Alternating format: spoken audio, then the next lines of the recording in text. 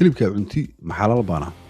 gudoomiyaha guddiga beeraha iyo keymaha ee Finland ayaa bishii hore cilaamisay inaysan la xaalatimeyn hilibka xalaasha loo qowraco waxaase naxdin leh ereyga gudoomiyaha ka soo baxay ee shacabka Finishka qalbigooda ku qaboojinaysa waxay tiri waxaad ogaatiin inaysan jirinba hal meel oo si xalaal ah xoolaha lagu qowracba markaan warkeedii daba galnayna waxaan ogaanay inuu gudoomiyaha ururka kawaanada qowraca uu ku cadeeyay warkeeda waraysi uu ku siiyay ilaa isagoo leh waxaan la yaabanahay mooshinkan la wado ee xalaasha iyo kooshirka iyadoo Finland la wada og yahayba ina xawayaan walba marka hore maskaxda ayaa laga toogtaa sida brain damage ama naafo u noqdaan kabacdina xoolihii oo handicap ayaa la qowracaa